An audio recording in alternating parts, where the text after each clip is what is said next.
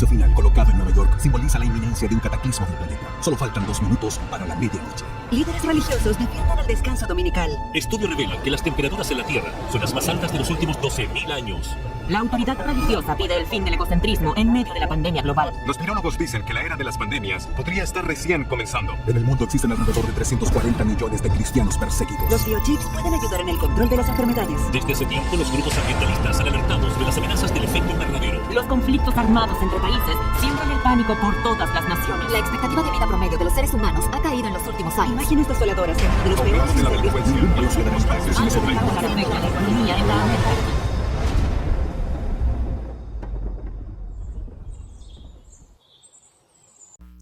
Muy buenos días. La bendición del Padre, del Hijo y del Espíritu Santo sea en su vida. Que la paz del cielo llegue de una manera abundante a su casa, a su hogar, a su corazón, a toda su familia.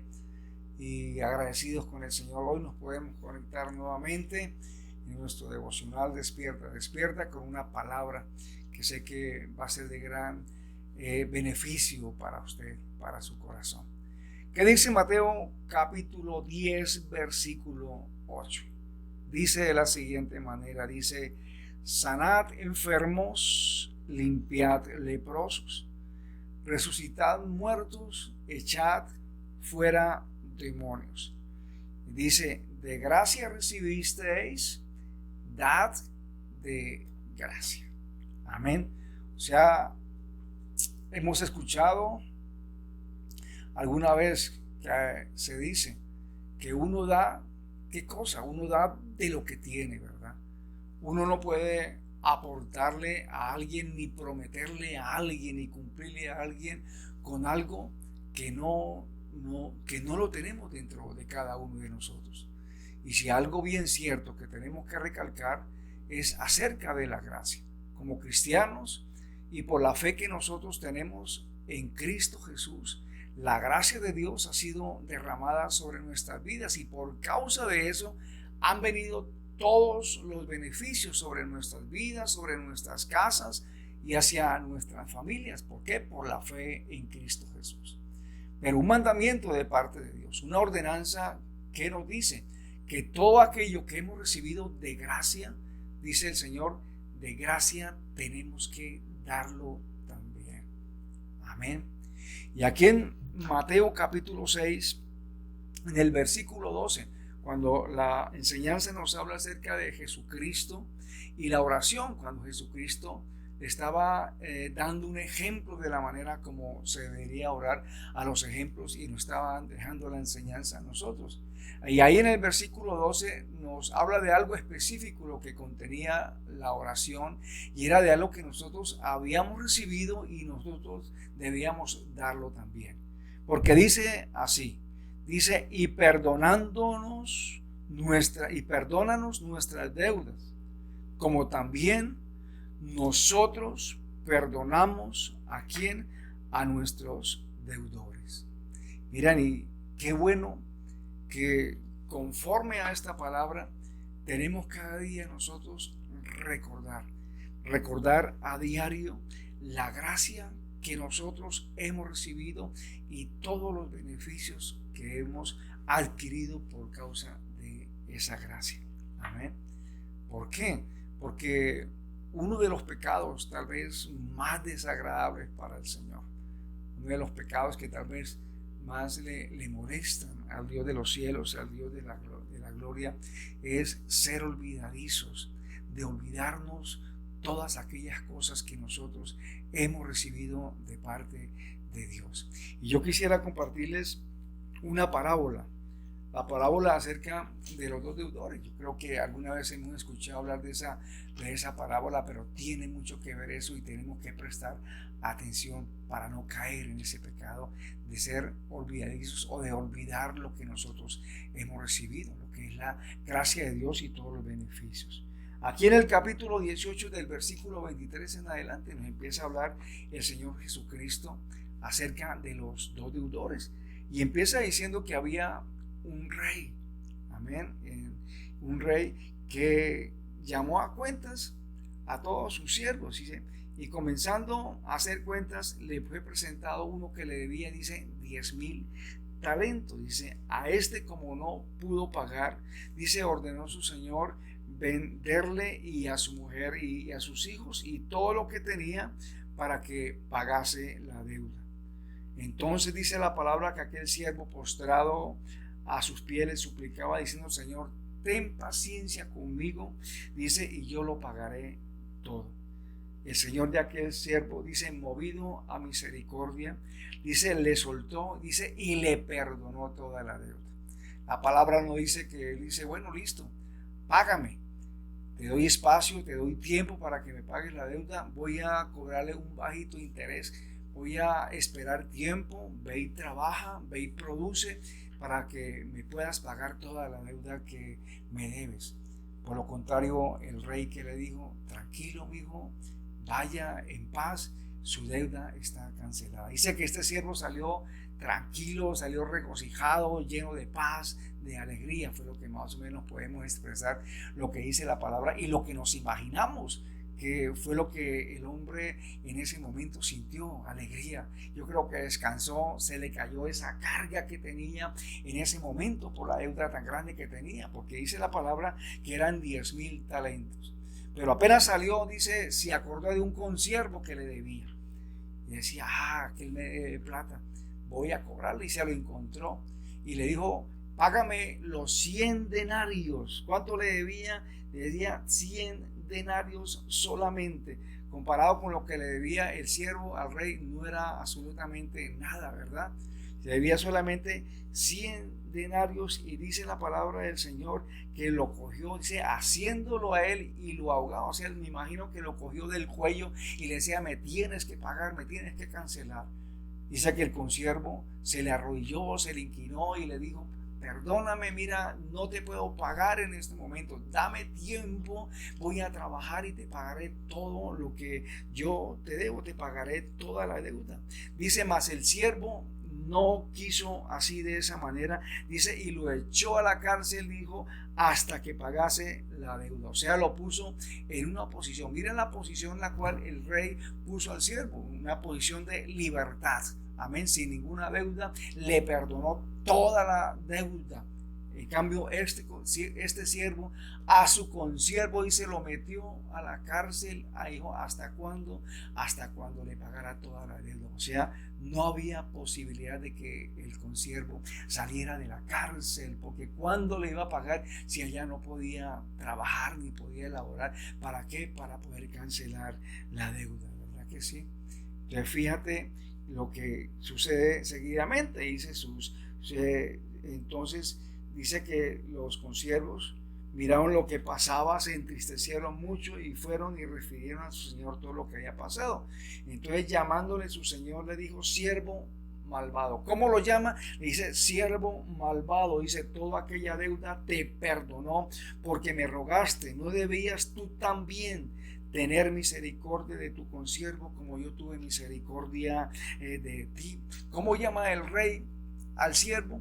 Le dice malvado. ¿Y por qué le dice malvado? Dice porque no tuvo la capacidad de dar lo que había recibido. O sea, cuando en resumen, en esta pequeña parte, cuando uno no da de lo que uno ha recibido de parte de Dios y por la razón de que lo ha recibido, ¿cómo lo llama el Señor? Lo llama malvado. Hay que tener cuidado con esta palabra. Es delicada, es realmente grave estar en esa condición, porque la condición del siervo era de libertad, la condición del consiervo de totalmente esclavitud por el hecho de no dar lo que había recibido, ¿verdad?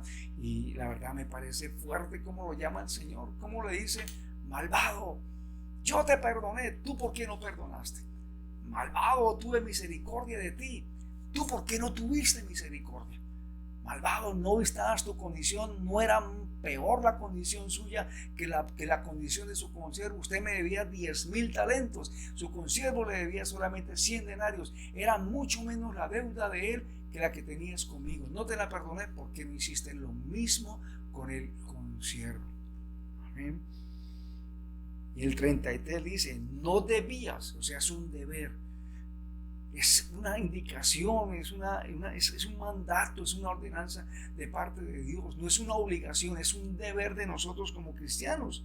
Cuando el Señor le dice, no debías tú también tener misericordia, así como tuve misericordia de ti, no debías tener tú misericordia de tu consiervo como yo tuve misericordia de ti.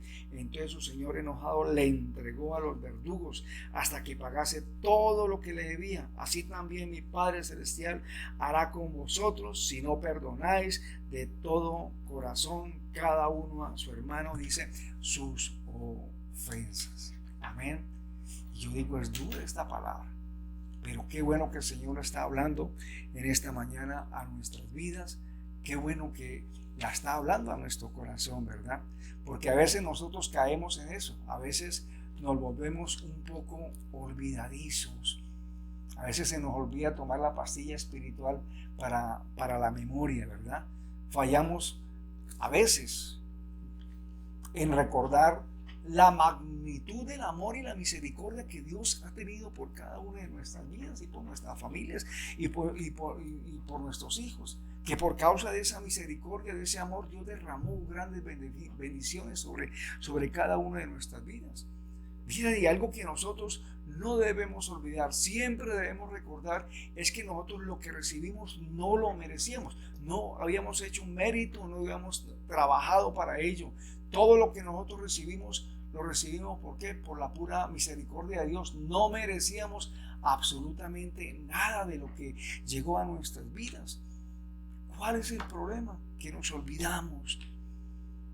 Nos olvidamos de la gracia, y cuando nosotros nos olvidamos de la gracia, o que hemos recibido todo por gracia de Dios, se nos hace difícil a nosotros extender también todo eso por la gracia de Dios, a olvidar que nosotros hemos sido perdonados y no perdonamos como debemos perdonar, como dice aquí la palabra del Señor. Amén. Y mira, si tú dejas de tener un corazón, o si dejamos de tener, mira, como dice la palabra, un corazón agradecido por el amor recibido, mira, habrán dificultades para poder amar. Y mira que ese es uno de los principios, uno de los mandamientos más importantes: amar primeramente a Dios, amar a nuestro prójimo como a ti mismo, como dice la palabra de Dios aquí en esta parte. Amén.